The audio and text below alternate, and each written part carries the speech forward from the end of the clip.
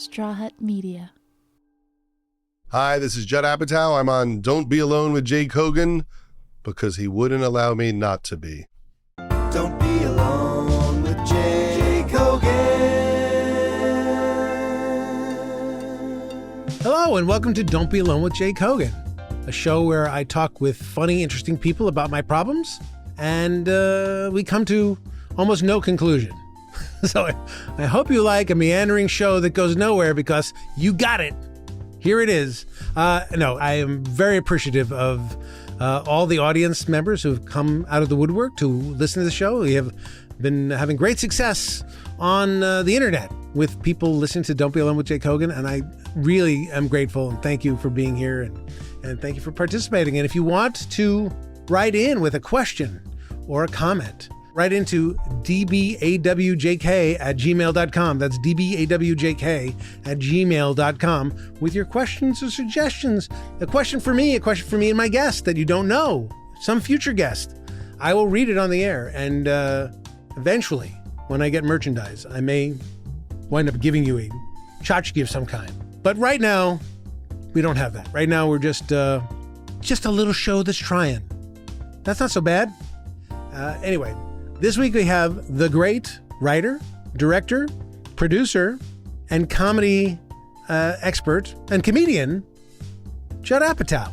And Judd and I have had a long relationship, many, many years. And he is, I wouldn't say a protege, even though he says he's a protege of mine. That's not true. But we're kindred spirits of the comedy world. And we both have a love of stand-up comedy and both love talk shows, and both were sedentary children who did nothing but watch TV and therefore had no choice but to go into this industry. Judd is interesting, he's funny, he's open, and honestly, I really like him. So I'm looking forward to you liking him too, right after this. Don't be alone with Jake Hogan. Judd, thank you for being here. I have been bugging you for, I don't know, a while. You thought I would just always elude you. Yes. Did you really think I would do it? Or you just thought, no, Judd's going to keep pushing it down the road? I thought I'm very kick the can worthy. Let me just put it that way. It's not on you, it's on me. Yeah. I am very kick the can worthy. So yes, put Jay off, go further.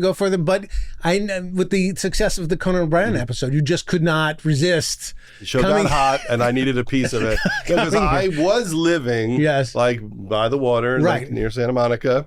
And so when you said where it is, because, you know, usually you want to force people to come to you. Right. I knew that there would be a drive. And basically you're giving away a half a day. Yes. That's what people don't get. It's a half a day. I'm asking a lot of people, and they're getting nothing in return. Honestly, you might be getting a cup. I'm getting some some things like a coffee cup. I'm just working it out. I'm going to show you the logo, see if you think it's working. I'm one of the few guys who like that. Right, I honestly get excited that I have an old like Craig Ferguson mug, and I'll save it. We just moved, and I have to say, the family made sure a lot of it disappeared. Oh my transit. God, I can't imagine. I only, I know you for many, many years, but no, I'm not like in the mishpucha of your. I want to come in and clean out your house. I want to take. You have such a deep, vast archive of stuff. Some of it's wonderful, but I can only imagine the stuff that you've sent me in the email. Like, hey, look at this note I found that was written in 1974 about your dad. It's like, if you have that, you must have garbage. Here is a photo of me and Larry Bud Melman. I have all that stuff. In fact, I'm putting a book together now. That's going to come out so people could look at my hoard. But you have great stuff. You have a treasure trove of amazing things. I have a drawing my grandfather got me that the guy who created E.T., Carlo Gumbaldi and it's a sketch of E.T. So stupid stuff like that, which, a couple of Jack Klugman interviews, of Hal Linden, that kind of stuff. You, in many ways, are a much, much better version of me. And I will say this. Like, I'm a fan of comedy. I'm a fan of all these things. Larry Bud Melman, David Letterman. I showed up in the audience to those things. I tried to meet people when I was a kid, and I got autographs of Steve Martin, and I got autographs. Like, I did all that kind of stuff, but I didn't keep a lot of it. Yeah, I had the weird thought, keep it. I remember we had a rock and roll auction in high school for our high school radio station, and I bought a Phil Collins, his first solo album, poster sign, but the obsession with keeping it safe. Yeah. Making sure no one touched it, having it rolled properly. And then I have most all of it. Some of it disappeared. But you had access. Your dad, legendary comedy writer. I had access. And so you met I met everybody. But you created access. See, the difference is you were sort of a go-getter. And still to this day, that's one of the things I want to talk to you about. As you know, this podcast, Don't Be Alone with Jay Kogan, which is hugely successful now. Yeah. I don't know if you know the ratings of the Conan O'Brien episode. Hugely successful. But is about me inviting my friends to help solve my problems. Okay. And one of them is that you're very, very good at writing, directing. Yes. Mm-hmm. Yes. I'll give you that. Yes. Okay. Thank you. But you're also like a primo producer. Like, I don't think I know anybody who's as good a producer as you are. Thank you. And you have the ability, the drive, the chutzpah, whatever it takes to get it done. If it can get done, yes, you'll get it done. And if you can't get it done, then something really got fucked up. Yeah. That's how I feel. And nobody's 100%, but unbelievable. I wish I had the wherewithal, whatever it is, the drive, and maybe it's because I grew up spoiled in Encino with my dad in show business. Yes. But you grew up with your dad, like looking from on the outside, looking in, think I gotta get in there. Yes. And you're still have that fire in your belly to go do that. And how do you get in that world? Yeah. But and I get that because our kids are in that world, and so you see it the other way. I mean, my grandmother's best friend was Totie Fields, who your dad probably wrote for. Not probably, absolutely wrote for. And Totie was like an aunt to me. Yeah, and she was hysterically funny. Yeah. So for people who don't know her, there's some funny stuff on YouTube of her on Ed Sullivan. Right. But, a chubby woman, a lot of self-deprecating jokes, but also could sing beautifully. Yeah. But riotously funny. Like if you look her up on the Mike Douglas show, there's an incredible clip of her with Gene Simmons from Kiss. Yeah. And she says, "Would it be wild if we found out underneath that was just a nice Jewish boy?" And then he kind of says something like, "Well, I forgot what his response was, like, maybe." And then she went, "Yeah, I could tell from the hook." But anyway, my grandma was buddies with her, so I would hear stories of like, we were at a party and we were friends with Stephen Eady or Bob Newhart, and so it seemed like there was a world somewhere. It was reachable. And I would go see her like at Westbury Music Fair, and also she was like a weird lady, and the audience loved her, and I just thought, oh wow, people can love you if you're that funny and charismatic. So that was the first thing, and I think that was very almost unconscious, my observation of it, wanting to be that person. I mean, it's a weird thing. It's almost like wanting to be your grandma's best friend. Yes. So that's part of my go-getter nature. It was also that my grandfather was a jazz producer and produced the first Janis Joplin record and Charlie Parker and people like that.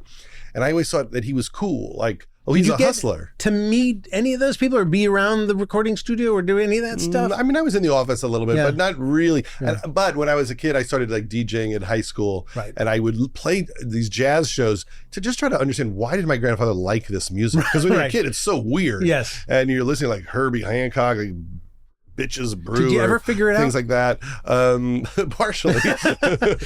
And I thought, well, you just have to work hard to get in. Like my grandfather, I think the legend of it was he would just raise money, hire jazz musicians, record them, get the records printed, go to record stores, sell them like literally individually. That's how he got in. Sure. And then slowly it became like creating a label or joining a label. But the people he was recording, it was Dizzy Gillespie. It was Charlie Parker, like in the late 40s, and somewhere in my head, same as the Totie Fields thing, I thought, oh, so you could do anything if you have balls. Right. If you have balls, you can do it. Mm-hmm. I, on the other hand, had no balls. When I met you, you were working at The Simpsons. Yes. And I was dating a young woman that was the ex-girlfriend of your partner at the time, and I was trying to figure out, what was I going to do with my career? I was doing stand-up, but I really felt like other people were going to make it in a way I was not going to. Right. So I really loved it. How insightful of you then Most stand-up comedians don't have that insight. It's the curse of a true comedy fan. It's true. Is that you can look yourself in the mirror and go, I'm not Jim Carrey. And whatever this is going to be is not enough. Right. But you're good. But that's the thing. You're good enough. Like you're good. You just, that persona, that magic, that thing. That whatever that made Bill Murray versus 10,000 other people who went to Second City. Exactly. You just go, yeah, I'm going to be fun and I'll do some cool stuff. Right. But, then there's Eddie Murphy. Right. And so at some point I must have really given into the fact that I probably need to get a writing job. I was writing jokes for some comics. And someone explained, well, you just write an episode of a show you like. Right. And that's your sample. And I think The Simpsons had been on one season. Right. And also Get a Life had been on one season. Okay. So those were the two shows I wrote episodes of. And I sent them to agents, and I don't believe anyone would sign me. I sent it to every show. I only basically got two things out of it. One, David Merkin agreed to meet with me. He co-created Get a Life. Right. And it was very nice, but didn't hire me or give me anything. And you took my script. Right. And gave it to the show. Right. And people were very positive. But it was the first season of the show. You didn't need any new writers of The Simpsons. And I wasn't sure if people really liked it or it was just being nice. But then when the critic happened, which was after my first big job, the Ben Stiller Show, was canceled, Al Jean said, hey, we'd hire you over here. And that was a big deal. And that was all from you. And then 22 years later, I was doing an interview with Elvis Mitchell, and I told the story about my script. And I said what my script was about. And I said, in a way, every movie I've ever made is the same story as my first Simpsons script. Because it was about Homer getting hypnotized at a show, and he thinks he's 10. The hypnotist dies. Or no, the hypnotist has a heart attack, and now he's 10, and he becomes friends with Bart in a real way. And he also doesn't want to be brought back to his real age. Sure, who would? Yeah. And then 22 years later, there was an article about this Q&A, and Al Jean must have read it, and he said, I'll make it now. And then, of course, they rewrote almost every word, but kept the story and the soul of it. Let me go to the table. Let me go to the recordings. Yeah. And I had the magical Simpsons experience of getting rewritten and then hearing Harry Shearer complain. The magic. It was also amazing because it really was the dream of how good the episode could be. Yes. It's actually a fantastic episode. Yeah. And I say that having not written almost any of the dialogue, but I was so proud that what was soulful about the story, which is that Homer falls in love with his son at that age and doesn't want to leave his son at that age. It still was impactful. That's the dirty secret of The Simpsons still, is that the stories really, the best ones, have something deep inside them at the bottom of them, not just the jokes, but that they mean something. The best ones. Yeah. And they're still doing that to this day. And what was incredible was like to go to the show, and I had worked with Mike and Al, Mike Reese and Al Jean at The Critic, to go to the show, decades later and see Al working, see all the writers. A lot of them have been there for decades. Yes. But their energy and enthusiasm is exactly the same. Yeah. There's no sense of like, oh God, get me the hell out of here. They love it. And you should stick around a little bit longer because there is a sense. But for that long a time. No, they're there. The passion and the interest in making it great seemed exactly the same. Right. And then I got to watch them do the voice record. Right. And everyone was brilliant. But I did have a real moment where I was just watching Dan Castellaneta and I thought, this is one of the greats of all time. This is Jackie Gleason level. Yeah.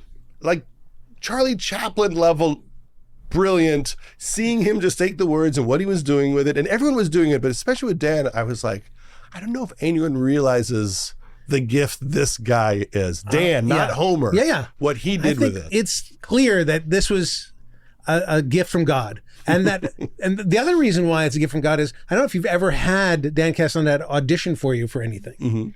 He's terrible.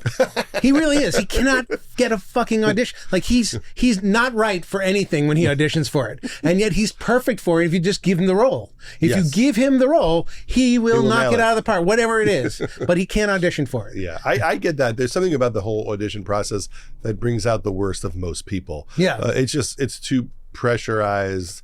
People don't know how to get the best out of you. I mean, I always feel like in auditions, I do a pretty good job because I do understand the stress everyone's under. And I will say to them, we're going to do it a whole bunch of times.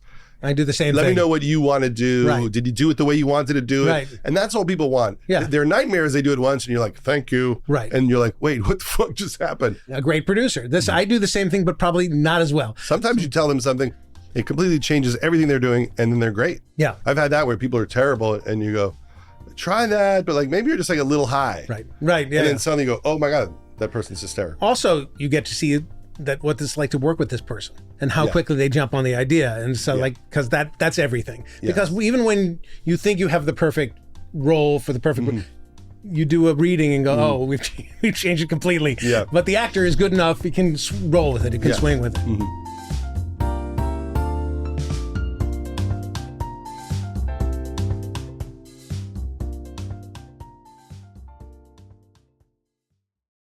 Don't be alone with Jake Hogan. This is something that you've been able to do your whole career, which is amazing. You've been able to pick out talent, real talent, the best talent, and know who they are and sort of say, that person's great and I want to interview them on my radio show or I want to work with them. Like you've figured out, and I've never been able to do that. I'm the guy who discovers Jim Carrey after Jim Carrey has been discovered. Or, you just figured it out at like the Truman Show. Exactly. Oh, he's pretty good. Oh my gosh, what a good actor. No, I see people sometimes and it hits me, but it's not, you have a coterie of people that you've discovered or at least helped bring forward that are amazing talents who have become filmmakers and film writers on their own and like to take Seth Rogen and say, yeah, come on, kid, you can write movies and that's not a problem. And Superbad is just one of the best movies of all time. And not mention Pineapple Express, not to mention all the other. It's great. And what's the thing? Well, I mean, when I was a little kid, I watched so much TV because I was a bad athlete. So I'd just be home all afternoon while my friends were out. Me too, yeah. And so I would watch the Mike Douglas Show, Dinah, Merv Griffin, and The Tonight Show. And I always say it's like when someone likes baseball and they just remember the players and they're tracking them. I'm tracking like, young Michael Keaton or Leno, in the late 70s. And so that was the thing I was interested in. Who's good, who's not, who do I get excited because I'm going to see them again? And so everything I've done is as simple as, you meet someone and you just go, if Seth was the lead in the movie, I'd go to that movie. Right.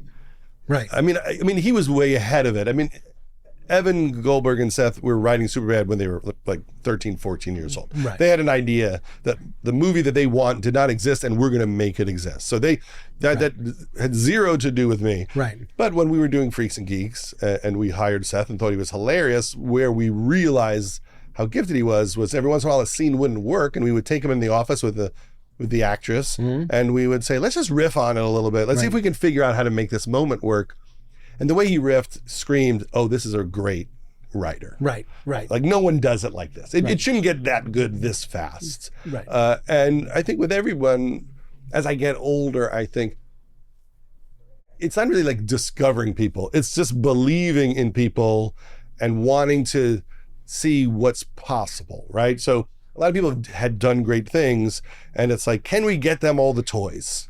Yeah. We just watched 40-Year-Old Virgin. Brown and I just watched the 40-Year-Old Virgin. It holds up. It's really great. Oh my gosh. It's fantastic. Very sincere. And that's the first thing that we thought when Steve told me the idea, because it was based on a sketch he had never completed at Second City.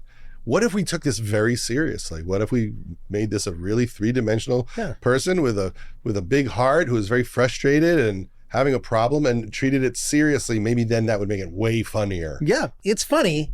But it's also not just a joke. Yeah. It's a guy who wants to find love and wants to figure it out and has lived in fear and has broke through all the stuff that's none of it's funny. Yeah. That's not funny, but that's real.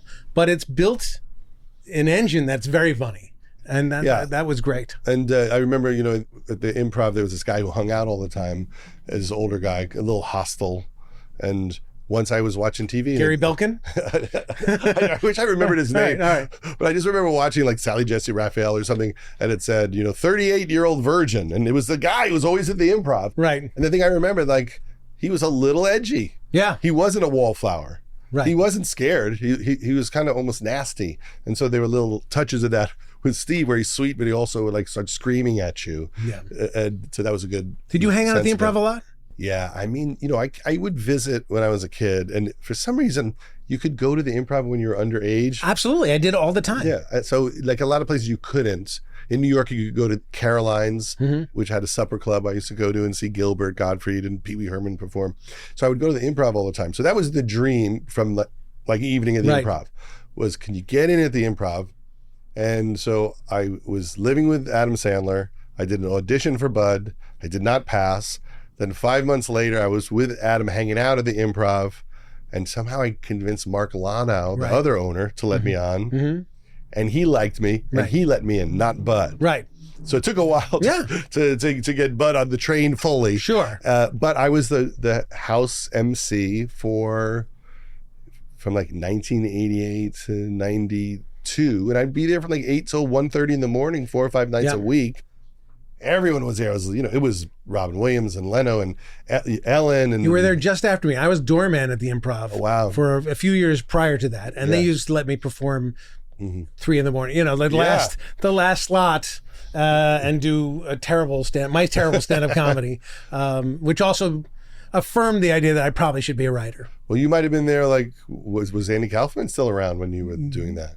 Yes. Wow. Yes. And Leno was there, and Seinfeld, and Richard Lewis, and lots of the good people. Yeah. Right, as everyone was like breaking into TV. Yes. And it was so exciting, and I learned a ton, but I also was like, better start writing. Yeah. So I started writing for Taylor Negron. I remember writing some jokes for him, for George Wallace. Yes. And then I realized, the other comedians won't write for other comedians. They all want to be stars, but I don't think I'm going to become a star. So I'll take their money and pay my rent. Yeah. And then I realized, this is so fun, because when you write for people, if it's going well, they love you. Yeah. Because you're really helping them. Yeah. And you write pages of stuff, and they don't take them all, but they take the good ones, or the ones that they think are the good ones. Yeah. And then, you can resell the ones that they didn't take.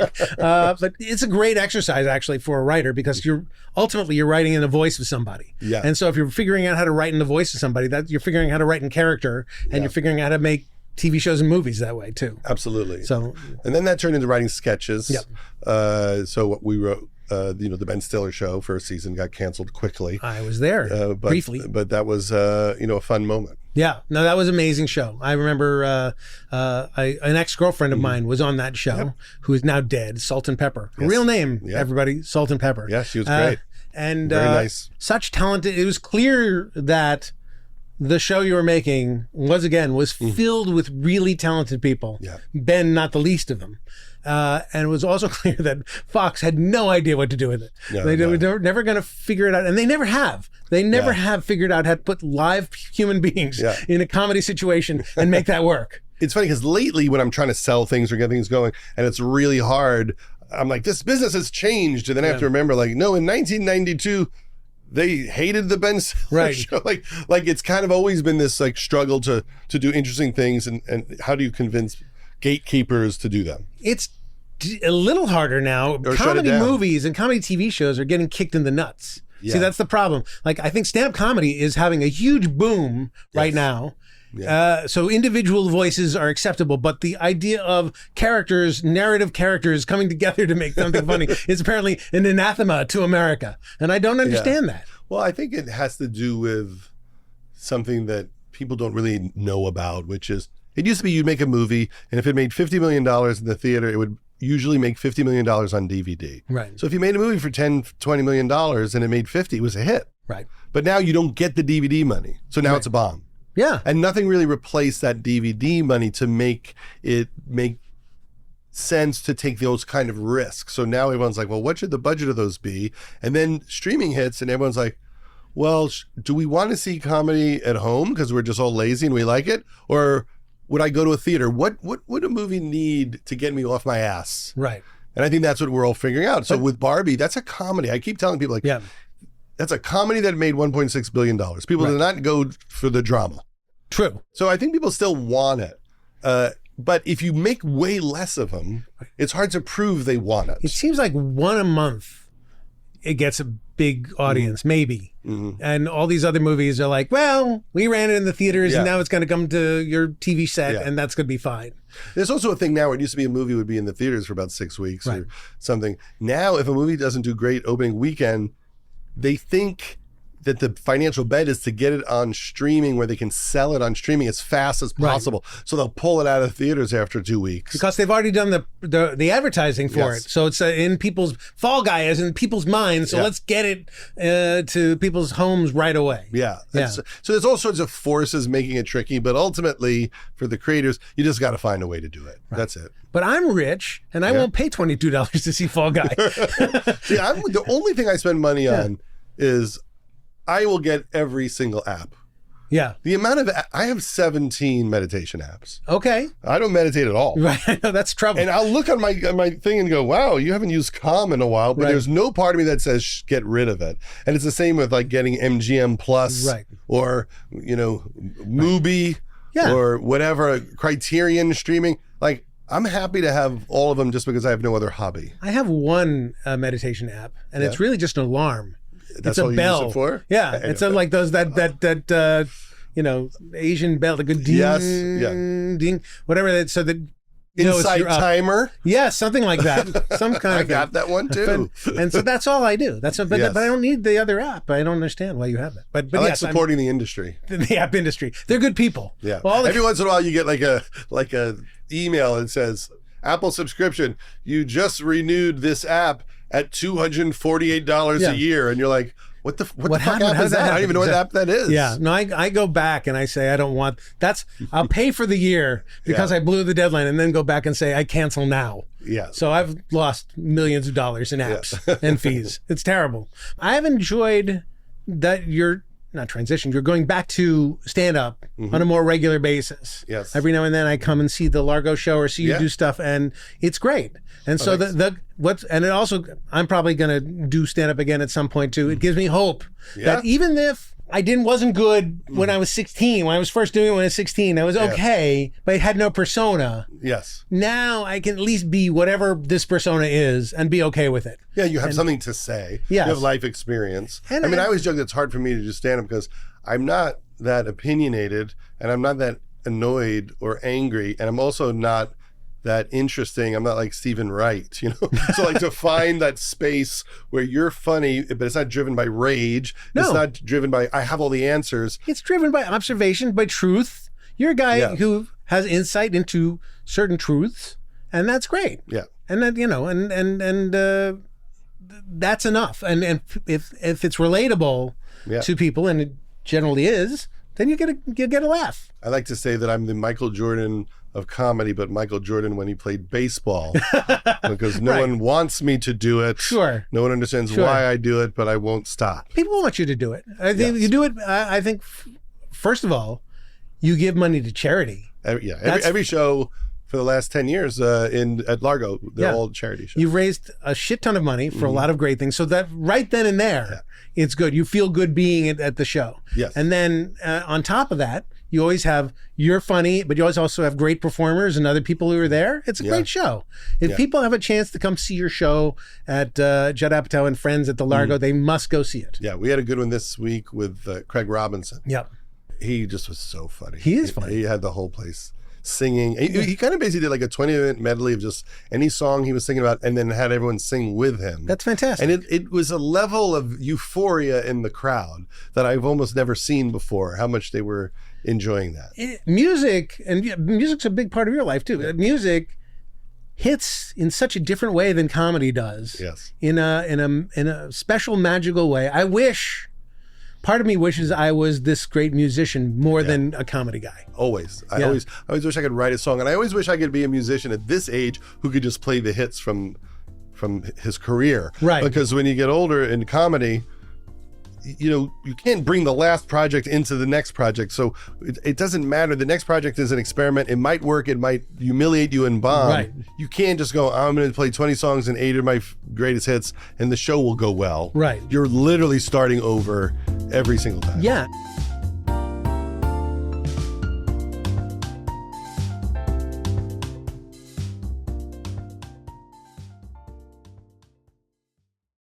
Don't be alone with Jake Hogan.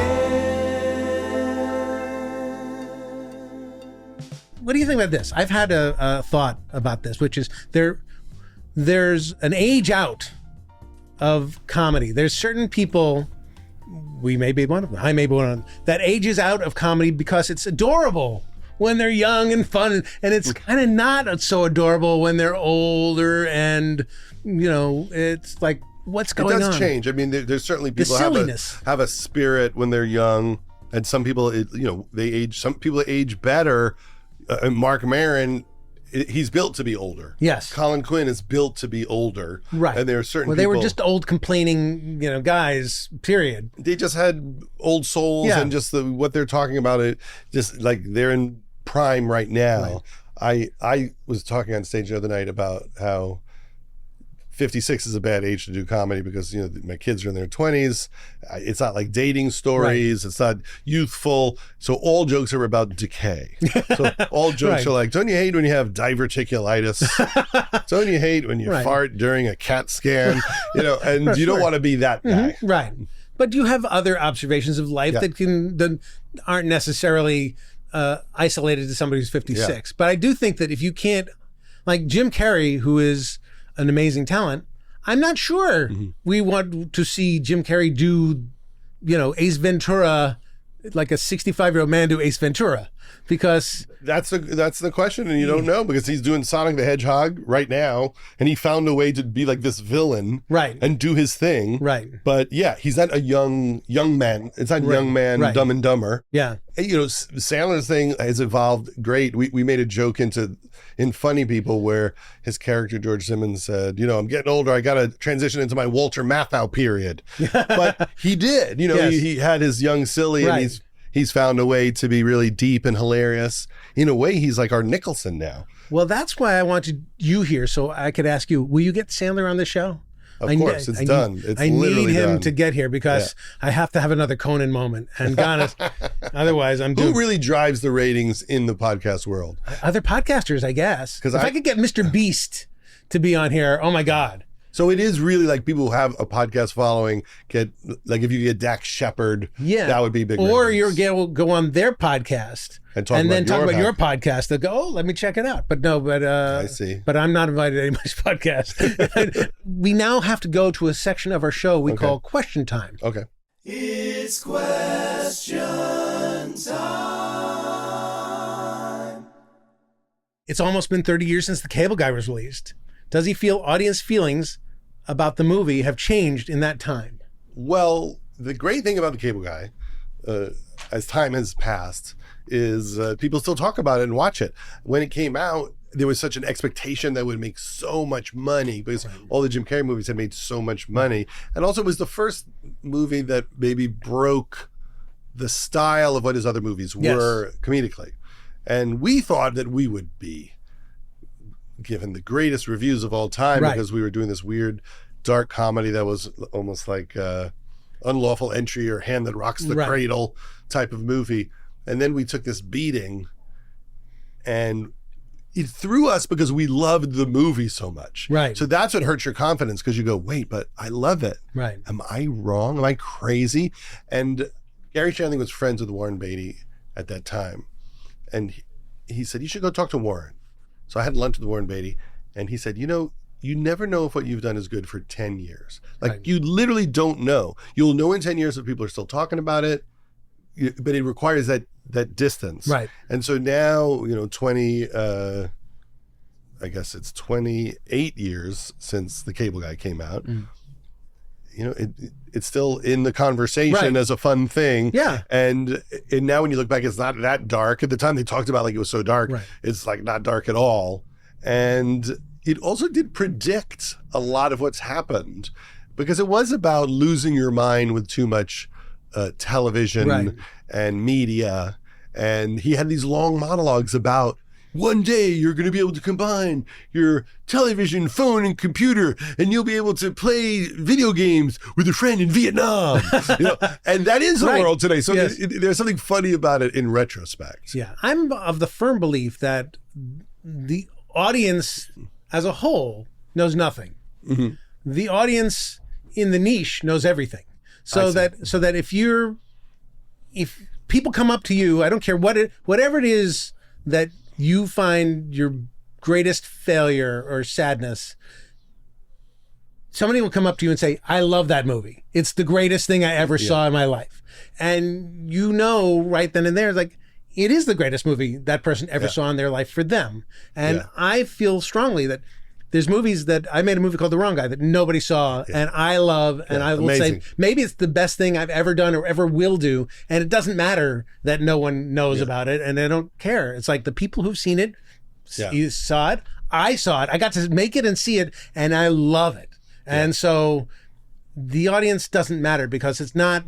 Yes, I would love to reap the wealth, millions of dollars from being the creator of something, but creatively, none of that matters. I agree. And early in my career, when I had a lot of shows getting canceled quickly that I liked, I always thought about that. Like, oh, maybe this is like indie TV. Like, we're like the Replacements or Elvis Costello, and we're never going to sell more records than Mariah Carey.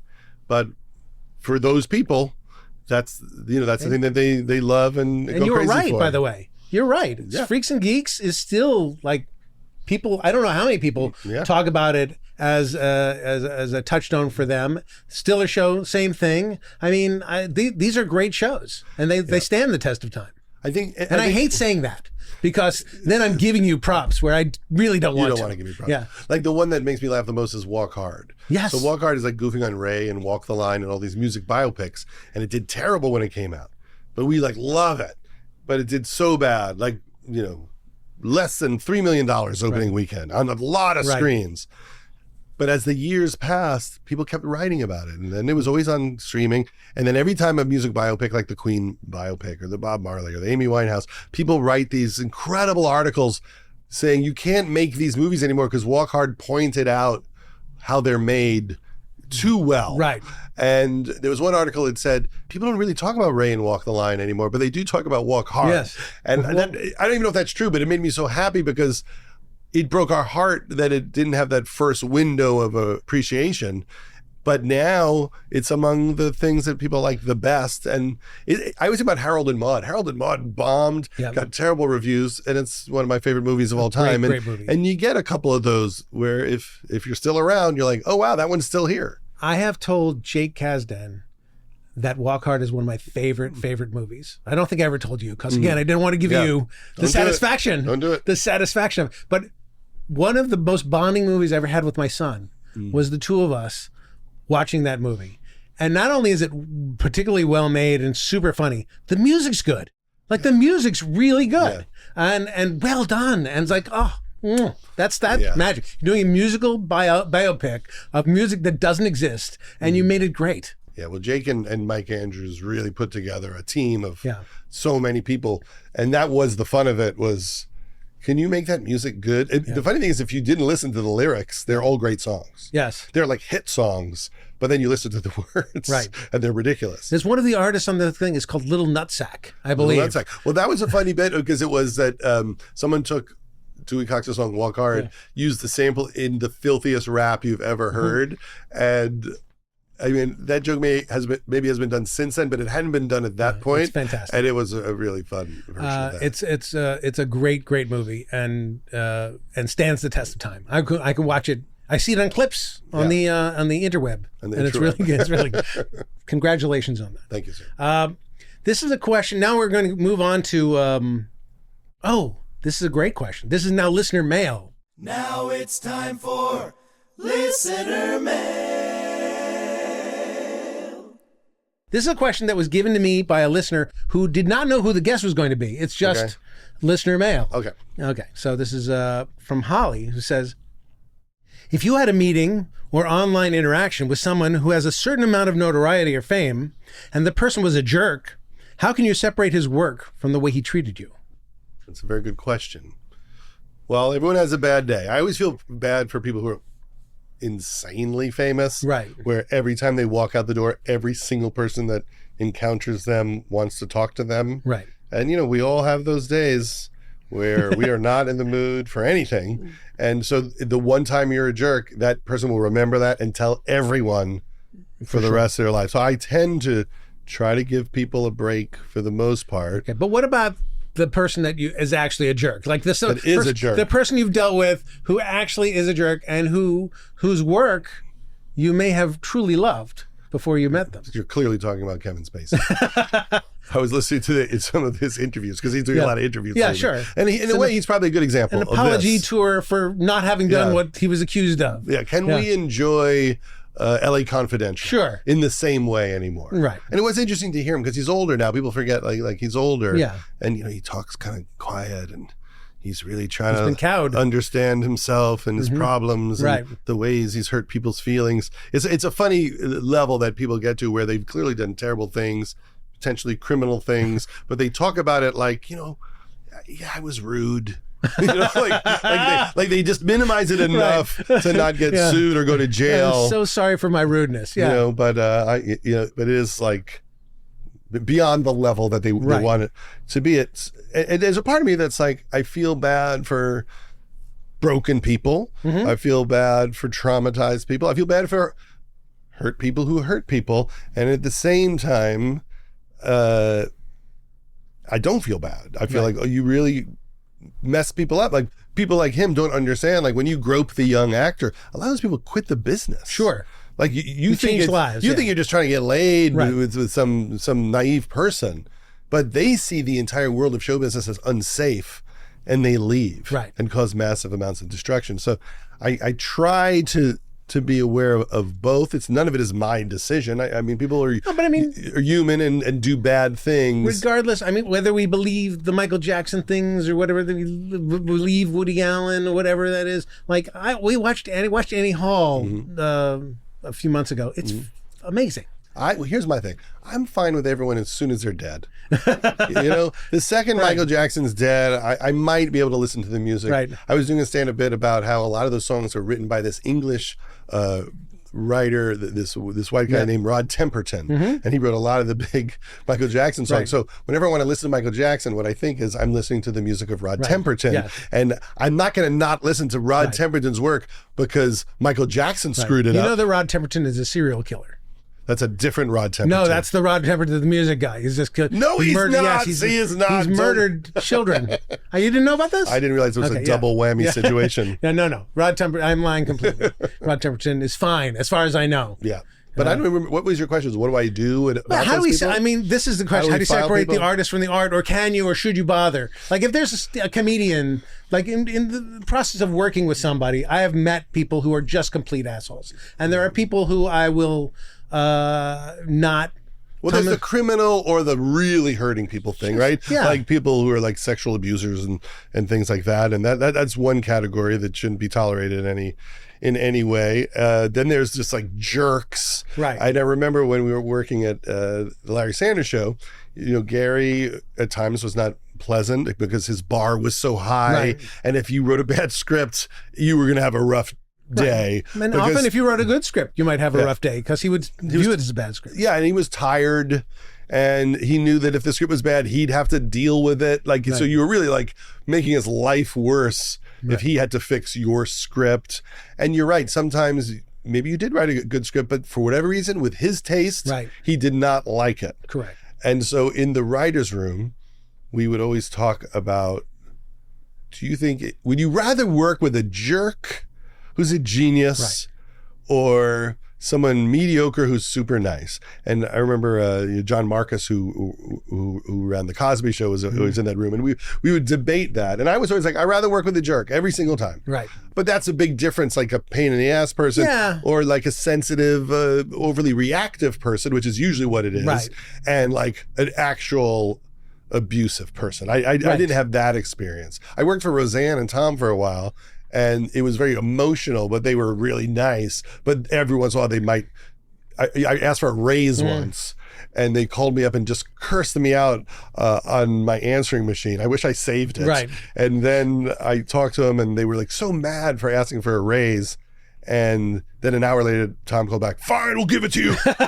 So, but that was still, they were nice. Sure. They were just, artists. Yeah. There are people who are artists, and there are people who I just think are unforgivable. And so, I don't know. I mean, I also grew up with people like Carol Burnett and Bob Newhart and people who are delightful. Yes. And real professional and also great. Yeah. Bob Newhart, I did a documentary about that's on the New Yorker website that's called Bob and Don, A Love Story. And it's basically Bob Newhart talking about how much he loves Don Rickles and how much he misses him. And he wants people to remember him. Right. And yeah, spending that time with Bob Newhart was the best time ever. He called me and said, will you do this with me? And I thought, he's one of the big reasons I'm in comedy. I'll do anything that he wants to do. And so I spent, a bunch of time with him and his wife talking about Rickles. How lucky. And it was such a special time. I'm so glad I did that. But you're right. Carol Burnett would do the Larry Sanders Show. She was so nice. It was almost like unfathomable that was possible. And then would crush it with Garry. Right. Like you did go, she is better than everybody. Yeah, it's true. She's fantastic. So the last thing before we wrap up is the moment of joy. A moment of joy. What gives me joy these days? I think, I never really liked nature before, before COVID. I really enjoyed that showbiz was shut down during COVID. Right. It was nice to get a true break. It was nice for everything to... I'm still on that break. Is that okay? Yeah. It is. Yeah. We all semi-are. Yeah. But it was funny because I would take walks, which I never did. I never understood walking. I would always hear every day at lunch, Lorne Michaels walks in Central Park for an hour and a half. And I always thought, what is he doing? Right. I never understood hiking. Like that always seemed like the worst thing you would ever do. But during COVID, I started taking these really long 1 hour, 2 hour walks. And after a while, I would look at a tree and be like, that's a cool looking tree. And then it turned into, that bird. What? And then I started taking video of the birds. And it was like a part of my brain opened up that's always been so busy with other bullshit. Right. It doesn't even notice what you should be noticing. Right. And now that's all over. I don't look at birds or I look at the birds really. and the trees now, and I think they're all trying to kill us. I think they were flying rats. Exactly. But there was a moment where I really felt like we're all in this together with the birds and the trees, and we're all the same. And I felt it like spiritually, like connected to it. And then it does go away so fast as soon as you have a deadline or someone gives you notes on your script and says it's bad. I think in an earthquake, the thing that's going to kill most people are trees. So you don't like them? I don't like. I think they're just. I think is they're that true, or they just shake I just made it up, but I'm afraid when I drive down tree-lined streets here in Los Angeles. I thought it was overpasses. Yeah, this is not going to be. That's bad too. You don't want to be under an overpass or under a big tree. Yeah. In any of those big trees. Anyway, Judd, thank you for being here. It happened. I will say that I like you. I have liked you for many, many years. And I thank you for launching my career. And at a moment when there was no reason to, I didn't launch something your career. very, very kind for me. I was happy to do it, but I didn't launch your career. I'm happy to. I'll take credit for it. But you were a building block. Let's just can we give it building block? You can say whatever you want to say. I will say that your talent launched your career, and you remain to be incredibly talented. And I respect the fact that you give back. And you find great talent, and you work on amazing things like documentaries, and you give tribute to the thing that we both love, comedy, so much. You do it more than anybody else, and I think it's fantastic. So thank you. Thank you. I'm glad I didn't blow you off. You didn't blow me up. All right, and thank you for being here, audience. If there's anybody left after Conan's left, but thank you for being here, and thank you for not being alone. And we'll see you next time.